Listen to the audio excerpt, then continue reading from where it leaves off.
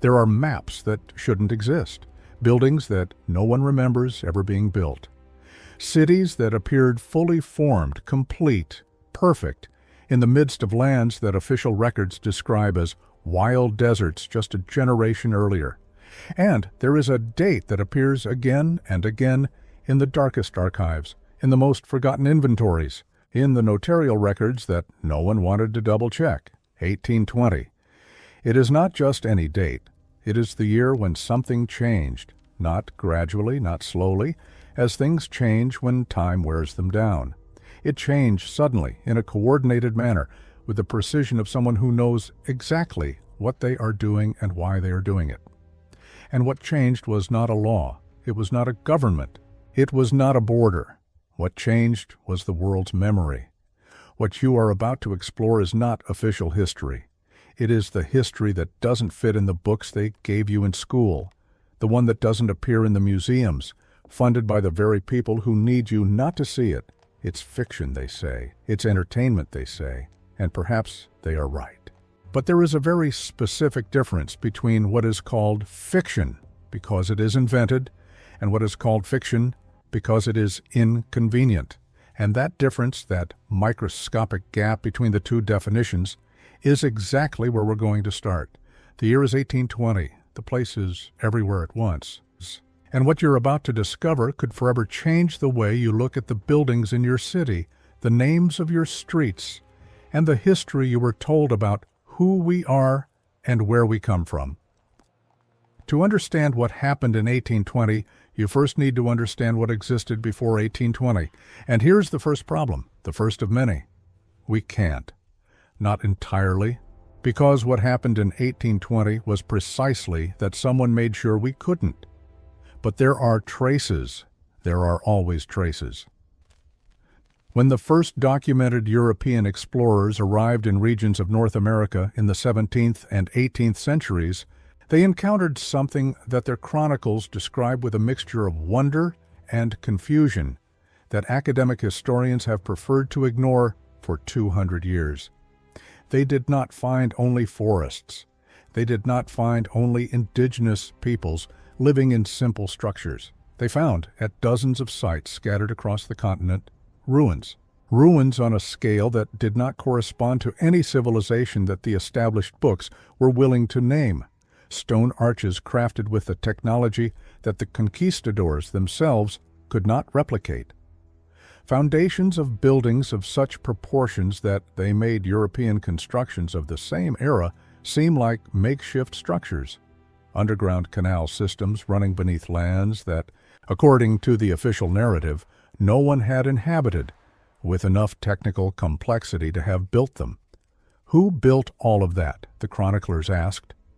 The natives responded with stories that scholars quickly classified as mythology, as folklore, as legend. A very efficient way to file away an answer without having to take it seriously, but the ruins remained there, and someone had to decide what to do with them.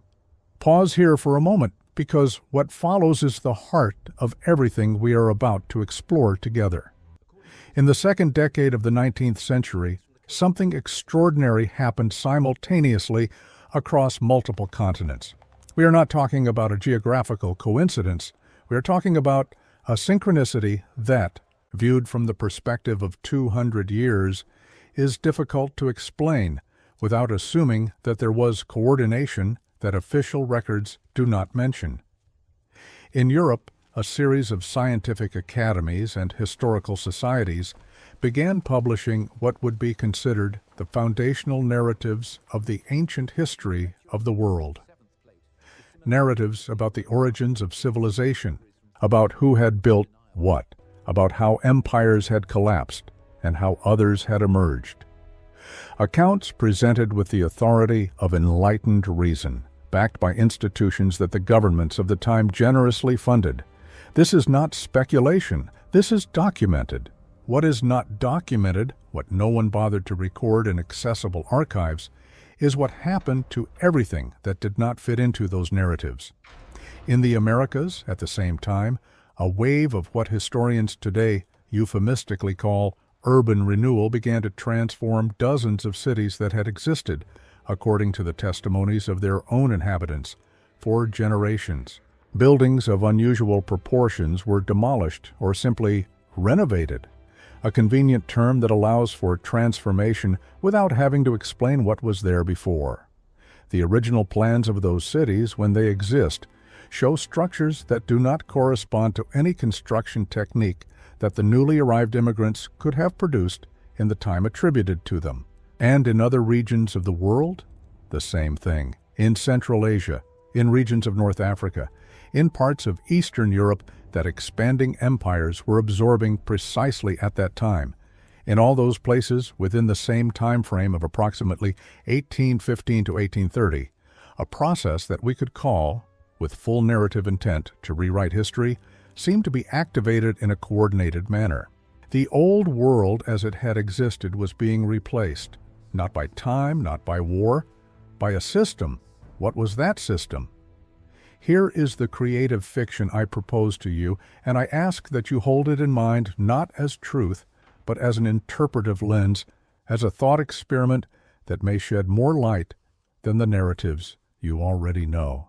Imagine that in the decades following the Napoleonic Wars, a group of coordinated institutions, not necessarily with a name, not necessarily with a physical headquarters, not necessarily with a visible hierarchy, made a strategic decision of historic significance. The decision was simple in its formulation and devastating in its implications.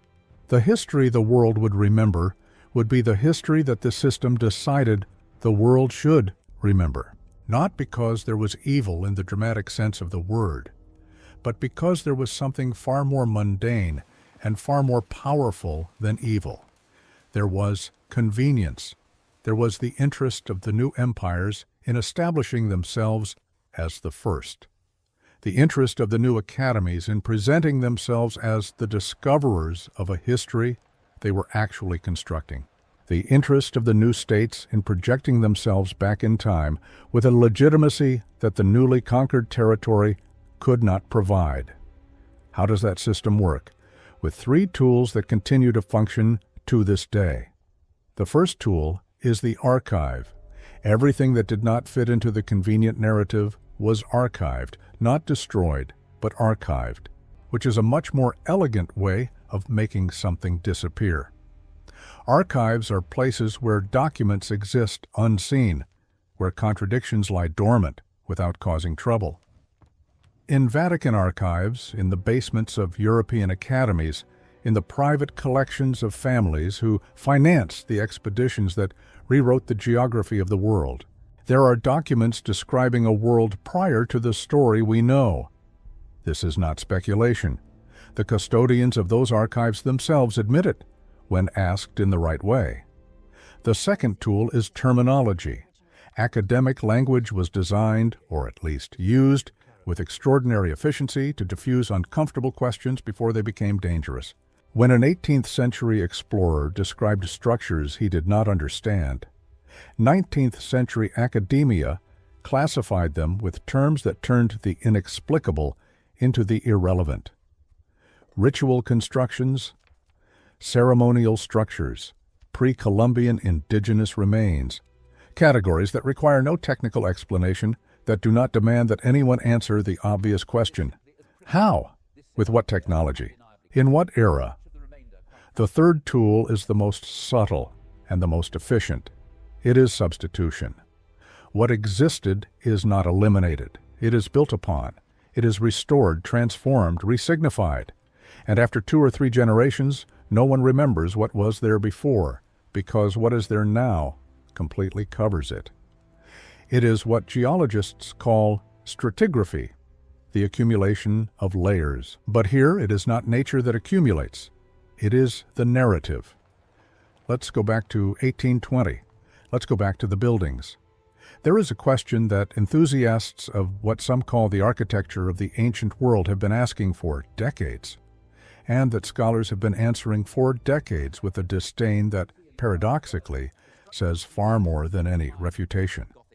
The question is this: how is it possible that cities built in regions that official records describe as unpopulated or semi-wild in the 18th century should, barely 2 or 3 decades later, display buildings of such technical complexity, scale, and stylistic coherence that, given the documented technologies of the period, would have required decades of specialized labor, thousands of skilled workers, and resources that the colonial budgets of the time simply did not have?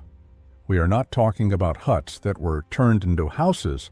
We are talking about cities that appear in the earliest photographic records of the 19th century, with marble columns, domes of perfect proportions, polished stone pavements, facades with ornamentation requiring highly specialized artisans, and a stylistic uniformity that spans continents in a way that is, to put it mildly, striking. Why is it striking?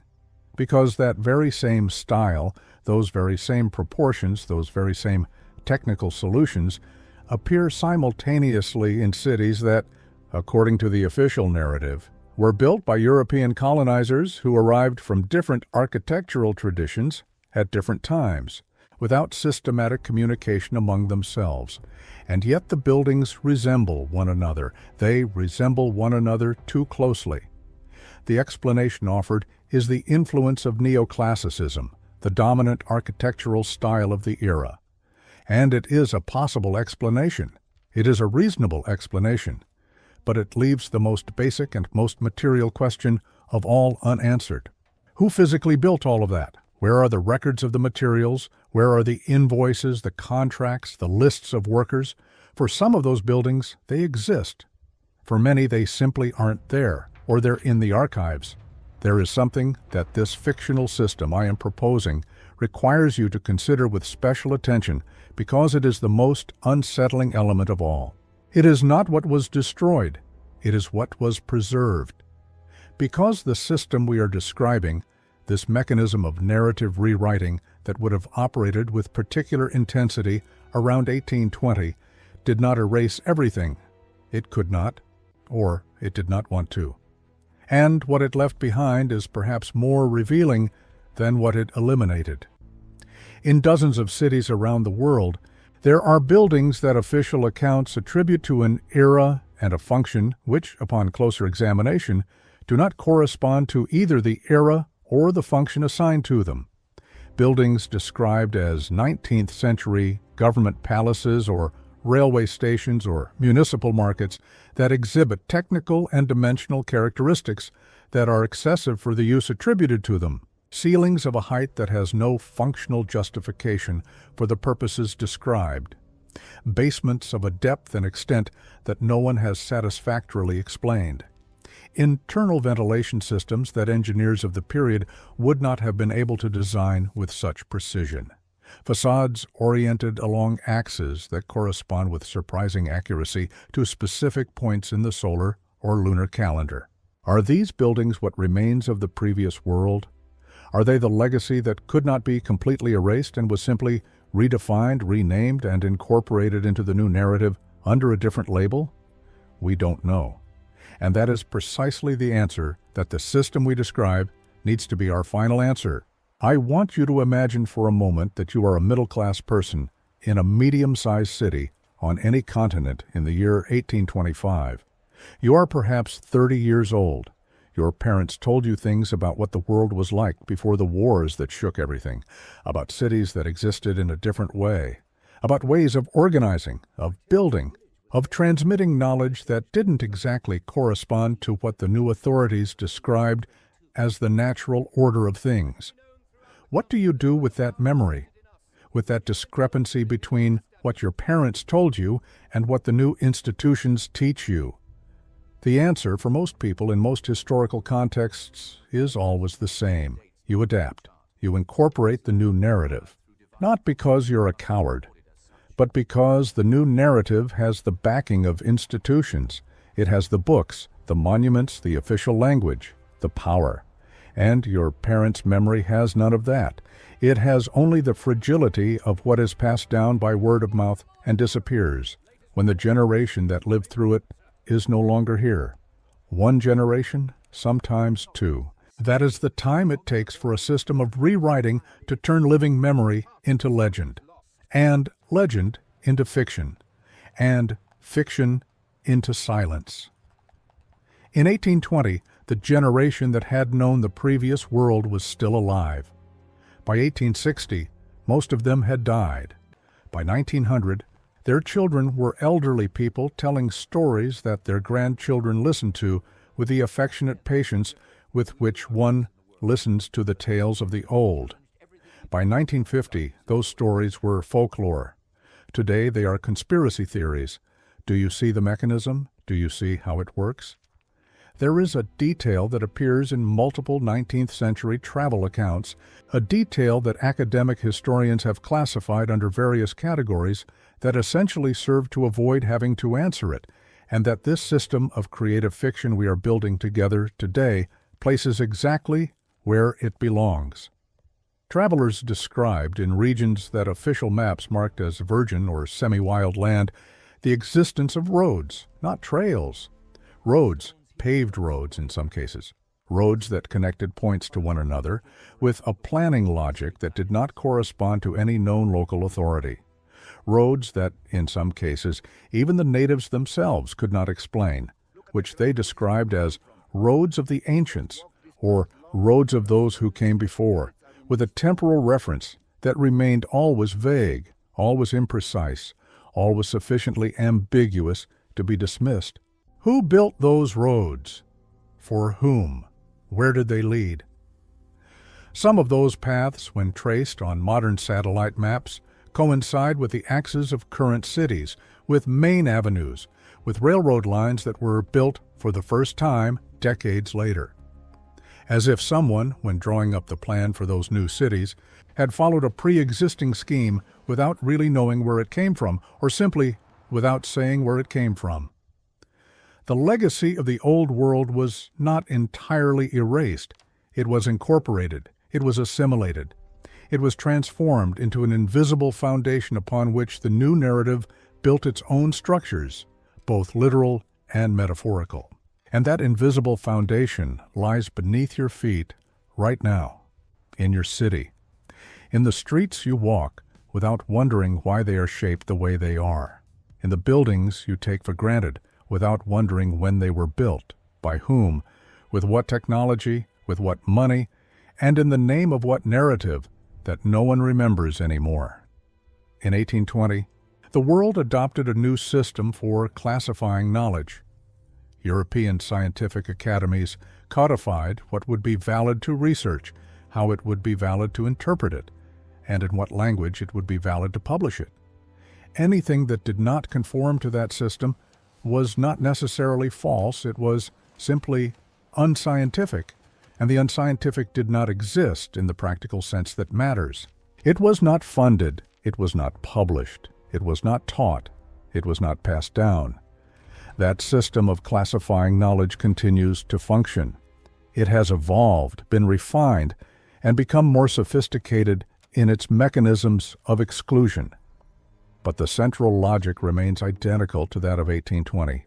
The institution decides what is real, and what the institution decides is not real disappears, not from reality, but from the authoritative conversation about reality, which is, for all practical purposes, the same thing. What is left out of that authoritative conversation? Architectural anomalies, maps showing geographies with a level of detail that did not correspond to the navigation technology of the period in which they were supposedly drawn, texts describing technologies that should not exist, testimonies from populations describing catastrophes or transformations on a civilizational scale that official books do not mention, systems of measurement and orientation that appear identically in cultures that the dominant narrative presents as completely independent of one another. Each of these anomalies, taken separately, can be explained. Explanations exist. They are ingenious, they are sophisticated, and in many cases they are perfectly plausible. But taken together, the accumulation of anomalies all pointing in the same direction, toward the existence of a civilization or a level of global organization prior to the 19th century that the dominant narrative does not incorporate.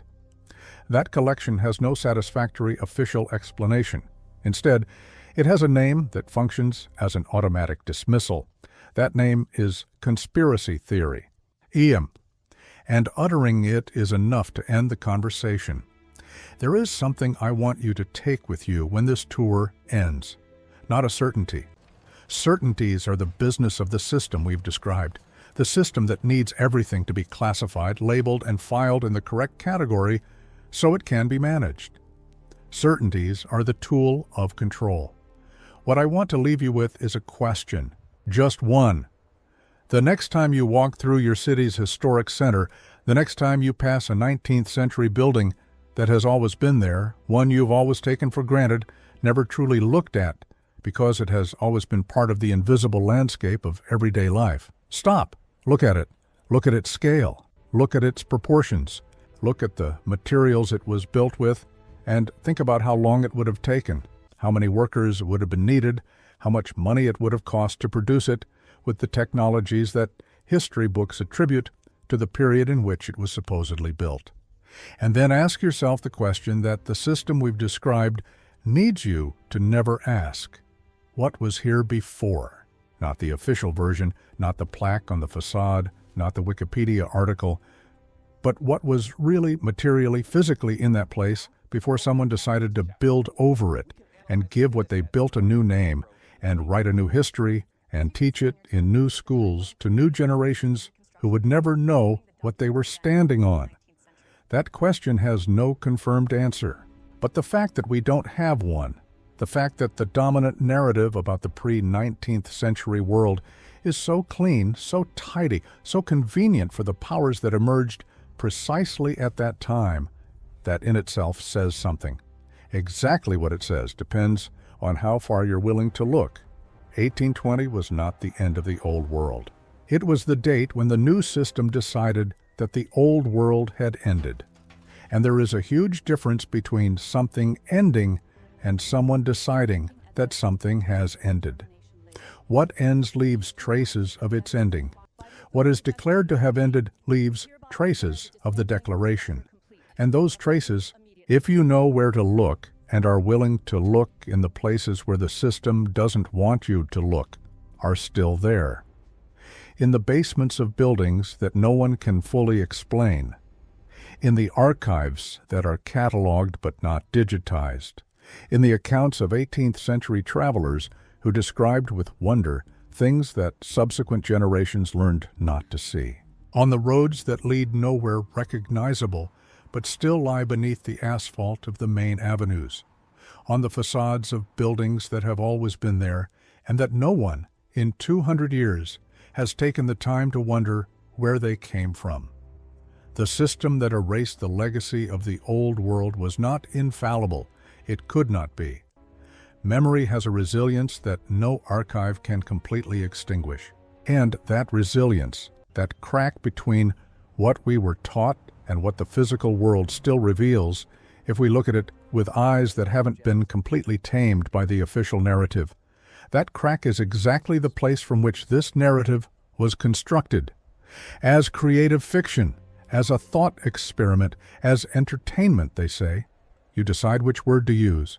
If this tour sparked something in you, a doubt you didn't have before, a question about what lies beneath your city's pavement or beneath the narrative of your history, write it in the comments. I want to read it. I want this community to see it, discuss it, and take it to the places where uncomfortable questions deserve to be taken. And if you know someone who also looks at old buildings wondering where they came from, someone who feels that specific unease when the official narrative is too clean to be true, share this video with that person. Because questions are more useful when asked in company. The system we describe operates on silence, and the only response silence cannot absorb is to keep talking.